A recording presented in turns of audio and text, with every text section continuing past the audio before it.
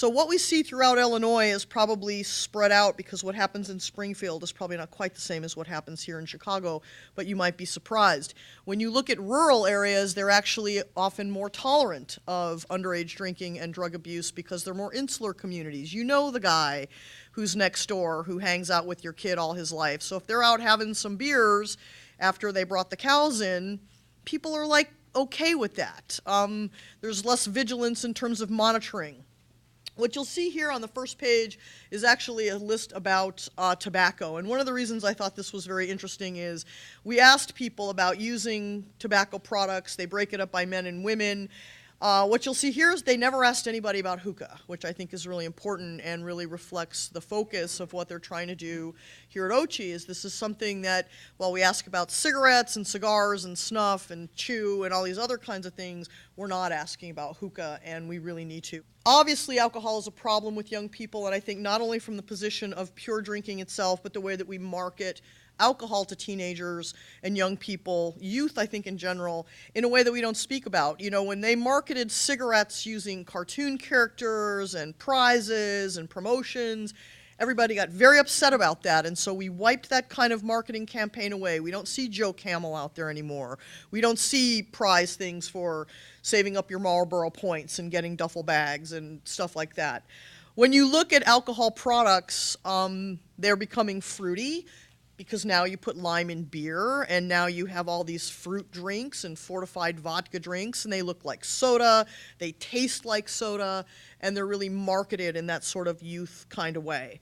The other thing that I think is really important that we don't talk about here is that alcohol is not the only substance that people can abuse in terms of function and, getting a jolt out of something. And I bring it up because of the Mountain Dew Pong, which I think is very inspired. What are any of your positions on your children drinking Monsters or drinking Red Bulls? You should be thinking about those things just like you think about alcohol. And while they don't have quite the illegality, the addictive potential and the effect on people's metabolism is dramatic. It raises blood pressure, it includes caffeine, they're vasodilating, they are full of lots of sugar. And actually, have any of you ever had a martini with a Red Bull floater? Have you ever heard of a martini with or an alcoholic beverage with a Red Bull floater?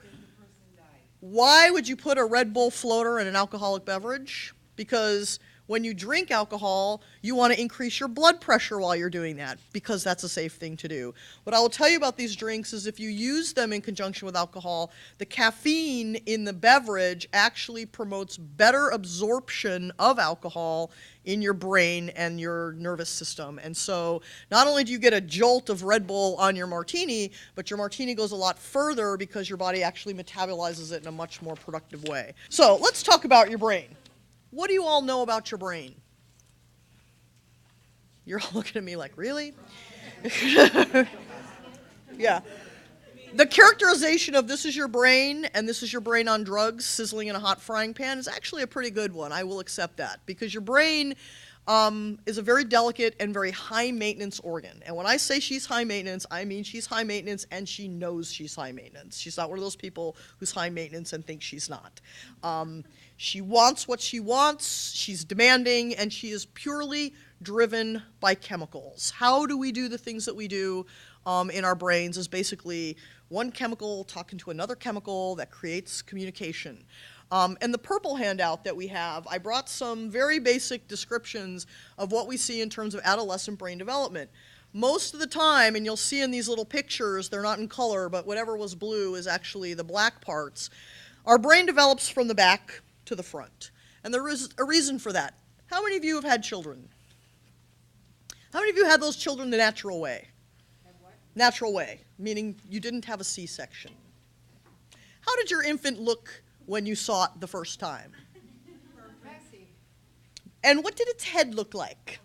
Looked like a cone head. Why is that? Why do you look like a cone head? Because as infants in the womb, we're going to put our heads back, best case scenario, and we are going to send ourselves through a very, very narrow passage. One of the reasons that our heads are not fused as infants is because we have to be able to squish our skull in order to go through the birth canal. This is why our head is pointy when we're born and messy. It also is because our brain is going to grow as much as 80% in the first 2 years of life. It is going to expand like a sponge. If your brain was fused, or your skull was fused when you were born, and your brain grew from half a pound to the 3 pounds that it is now, what would happen in your skull that was fused? It would explode. So your brain is growing, your skull is not together, so it's growing to allow your brain to move. This is all great, but the point is, between 5, you can see here 5 and 20 on the handout, your brain is not just growing in size, it's growing in pathways. It's nerves talking to other nerves. The most important thing for infants when they're first born is that they need to be able to see things. So the back of our heads, the back of our brain is where our visual cortex is. The middle of our brain, this part, is where sensation and perception and motor stuff is. And then up front, over our eyes, is the big squishy part that we like to call our frontal lobes. What do we know about our frontal lobes as humans? Last part to develop. Last part to develop. And it helps people anticipate. Yes, we call it executive function. The frontal parts of our brain, the part in our foreheads over our eyes, is what makes us really uniquely human. It's bigger than virtually every other animal except for dolphins now.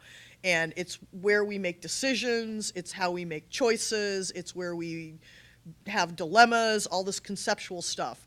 So the frontal parts of our brain actually develop last. So when we're teenagers, we're impulsive, we don't make good decisions, and that's because all of that brain stuff is still happening. If you look on the second part of the purple handout, you will also see a bunch of people on a graph. And I really liked this because evidence from surveys basically shows that when you look across the lifespan, the frequency of first-time drug use is most common among the girl in the middle who is a teenager.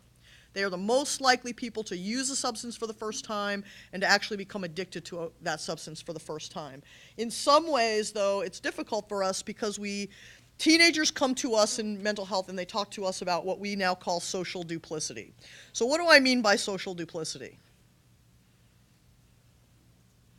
Well, I'm going to rely on you over there in the fatigues. How old do you have to be to join up? 17. So at 17 years old, you can join the military and you can make a commitment, an informed decision to trade your life, in essence, if you're sent to trade your life, to defend the country. You can't buy a beer, but you can make a decision to trade your life in the military. Now, I understand why you cannot buy that beer, because it's not necessarily about your decision-making potential or your ability to make a choice or financially have that beer. It's about the fact that chemically that beer is still going to hurt you until you're 25 years old. And so part of why the age restrictions on alcohol are there are not only because of binge drinking and alcohol and accidents and drunk driving.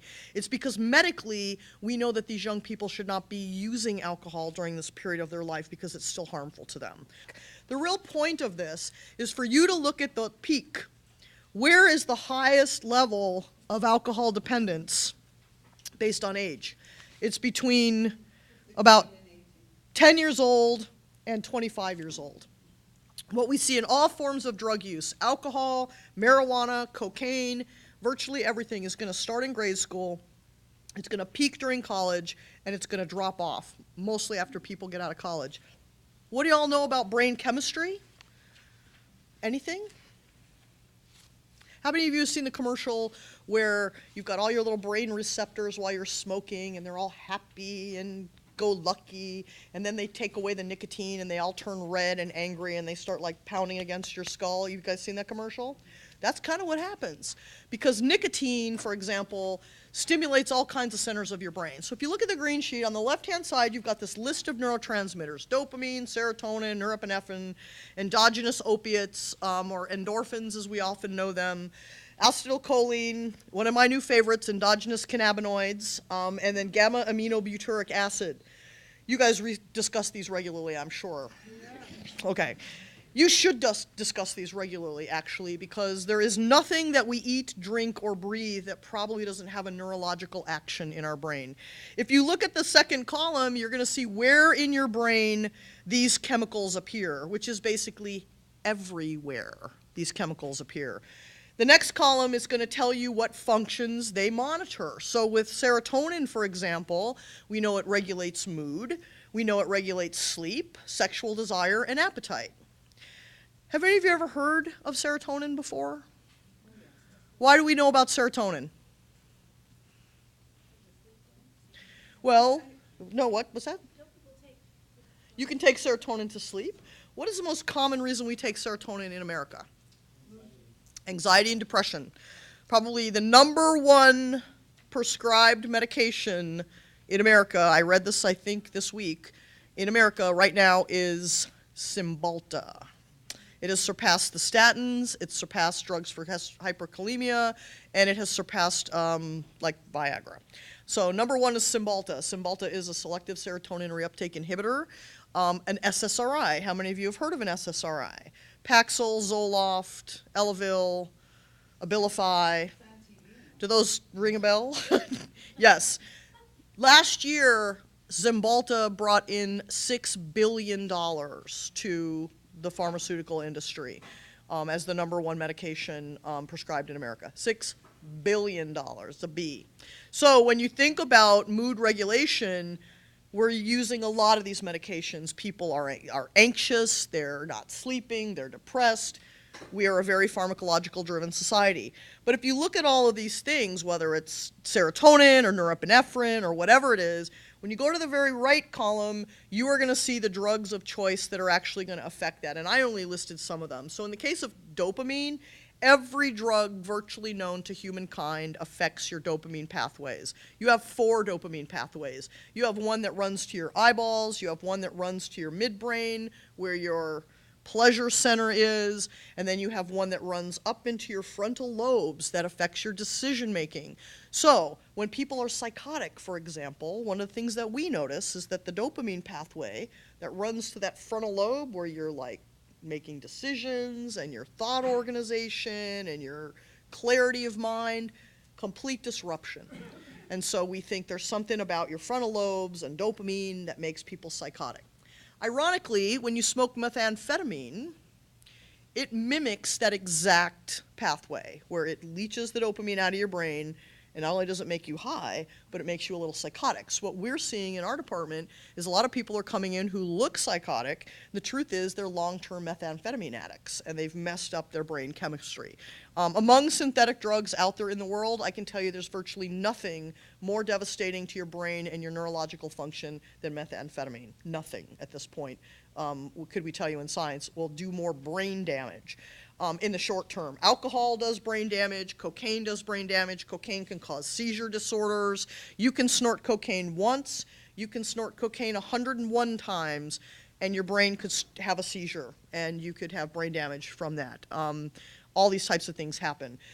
Some of the other things that you'll see, though, is the same kinds of things that we use drugs for to get high are actually things we also use medication for mental health. So while you might have a mood disturbance and you don't want to go to work, or you feel down and you feel blue, you come to me as your physician or your psychologist or even a psychiatrist and you say, these are my symptoms. Nice doc says, oh, I got something for you. I'm going to give you an SSRI. I'm going to give you Zoloft. I'm going to give you Paxil. I'm going to give you whatever thing works for you. That medication is going to regulate serotonin. Well, if your teen is feeling down and feeling blue and they go out and smoke a joint, guess what? It's going to work in serotonin. And I'm not saying that's a good thing, but it's going to elevate their mood. And so these same chemicals that we treat mental health with and we change those levels are changed by recreational drugs. And so there's a reason that people continue to use them. They make them feel better. And that reward system is not just behaviorally. We're like, wow, I was really nervous about going out and meeting new people. I had 3 glasses of wine. I got completely disinhibited because my GABA at the bottom is raging in my brain now. And because I feel more relaxed, I talked to this really nice person who I'm going to see again. Totally socially rewarding and dismissed of, oh, like my brain was kind of engaged and, if you could say, almost codependent in this relationship of making me feel good, because we don't think about what's happening to us at the neurological level because we're kind of divorced from that. I want you to think about the types of things children, adults, yourself, especially yourself, say about these things, because we've heard them all day. Denial. How about a good rationalization? Anybody go a week without a rationalization in this room? Yeah. How about an hour? I'm Italian. You can't go a minute without a rationalization. An intellectualization, where you go like, I read that teen drinking is not so bad in Illinois. And you're like, oh, there's evidence, so therefore it must be true. Okay? Do you guys ever find yourselves doing these things? I want you to get in touch with your denial, your rationalizations, your intellectualizations, your sublimations, because we have a name for them in mental health, and it's called their defense mechanisms. Why do we call them defense mechanisms? Because when we're upset and we're afraid and we don't want to look at those very dark things we feel and those very dark behaviors people have, those very sad things we all know are within us, we defend ourselves against them. We don't look, you know what, my child is a drug addict, I'm just not going to look at that because I can defend my fear about their life by ignoring it. Or I can say, all young people go through a drug binging stage. Rationalization in there somewhere?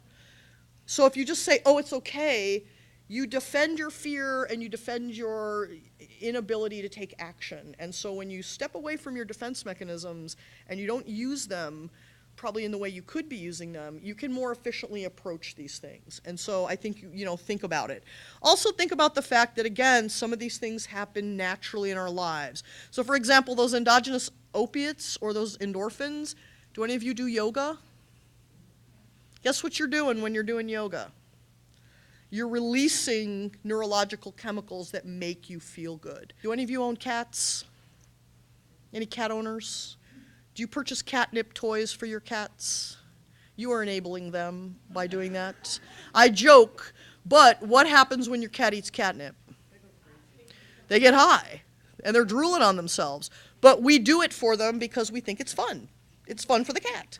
Okay, but I think the point I'm trying to make is all animals have an innate tendency to seek pleasure and to like pleasure when they get it. So neurologically, the catnip makes your cat really happy, just like a 40-ounce makes one of us really happy.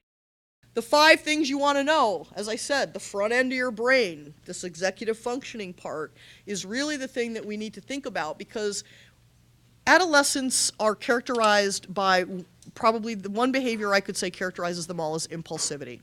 And one of the reasons we're worried about use of drugs and use of alcohol is when you start to use it young, you mess up those chemical pathways that go to your frontal lobe, and you can do lasting and permanent damage to impulse control, making decisions. Is this a good idea for me to do that? Am I making choices that are sound? When we think about it, children can't necessarily have abstract reasoning when they're 7 or 8 years old, yet, if you're drinking, you're just doing damage to those brain centers that are going to continue to grow. The other thing that I think is most important in here is we do focus on recreational drugs or illegal drugs as well we should. 2 drugs that are most likely to be cause of death in young people are alcohol and tobacco. And they're drugs of entitlement is what I call them. And the reason I call them drugs of entitlement is we're entitled to use them because they're legal. The moment our culture says that drug is legal, even though you have to be an age to get it, that means we're entitled to use it. And I'll get it now because when I'm 18, I will just get it anyway. Or when I'm 21, I will just start doing it. And we are entitled to have it, like, wow, I've had a really miserable day, I need a drink. We were talking, Ted and I, about athletes, because athletes sometimes take great care of their bodies. They exercise, they eat right, they don't use drugs. And what happens when the season's over and you win that championship trophy? The binge drinking, because they've been so good, they feel entitled to go on a binge. When we go to college, we feel entitled to start drinking because that's what people do in college. We've got to take the idea of that something is legal entitles you to do it. What my parents actually instilled in me, and it's a little corny, was just because you can doesn't mean you should.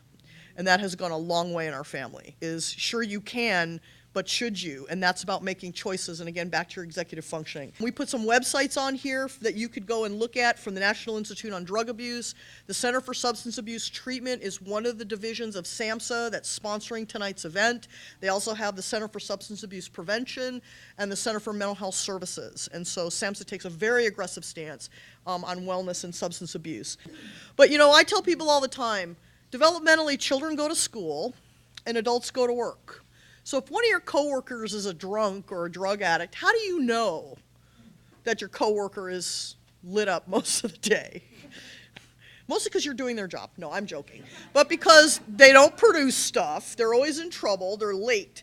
So when you look at what we look at in the workplace among adults as a sign of drug or alcohol abuse, pick that up and move it over to what we ask children to do. And their primary job is to go to school. Kids go to school, adults go to work.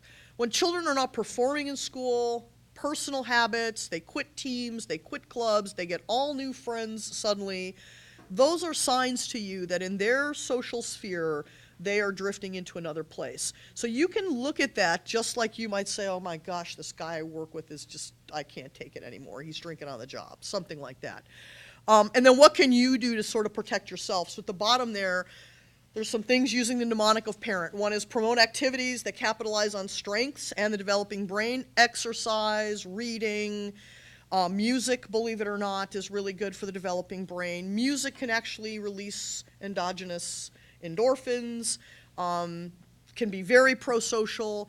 Assist your children with things that require planning. Remember, your frontal lobe here is the thing that organizes you, is the thing that helps you make decisions. Since theirs isn't developed, theirs is not acting consistently. So you may have to intervene and say, what do you think you ought to do?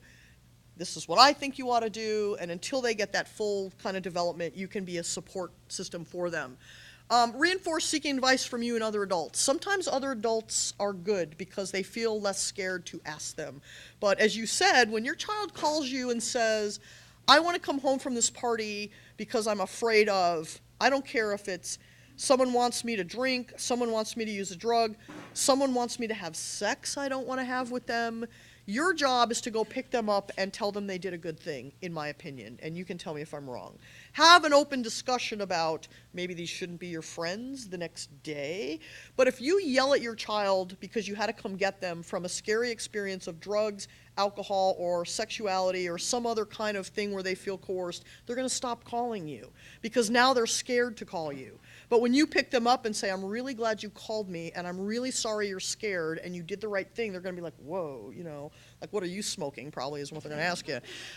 Educate them about risk-taking and negative consequences. Most people are worried they're going to go to jail. Jail is bad. He will tell you why. Brain damage is bad. Bad sexual performance is bad. Tell young men that they're creating testicular atrophy consistently and ruining their sperm count by using anabolic steroids. They're done. They're out. They don't, right? They're done. They just think they're going to be bigger, stronger, and faster and like Derek Jeter, but they're not. They're actually going to be doing a lot of damage. And never underestimate the effects of drugs on the brain. Everything drugs do is mess up the normal action of the chemicals that we already need. And then finally, you have to become a little tolerant because your children are going to make mistakes. And this is where I will end by saying we're in a church. This is a faith-based initiative. And forgiveness is a fairly important component of substance abuse prevention. Any self-help group in narcotics or alcohol will tell you one of the first things they do is not only talk about power and a higher power, but they have to look within themselves and look at some forgiveness. You're going to have to find a way to be punitive about things people do in terms of structure, but in a way that is not exclusive, where you punish your child and they're like, I will never tell you another thing because I will never leave the house. So you have to set limits and you have to help them understand what's wrong, but you have to do it in a way that actually promotes, I think, their engagement.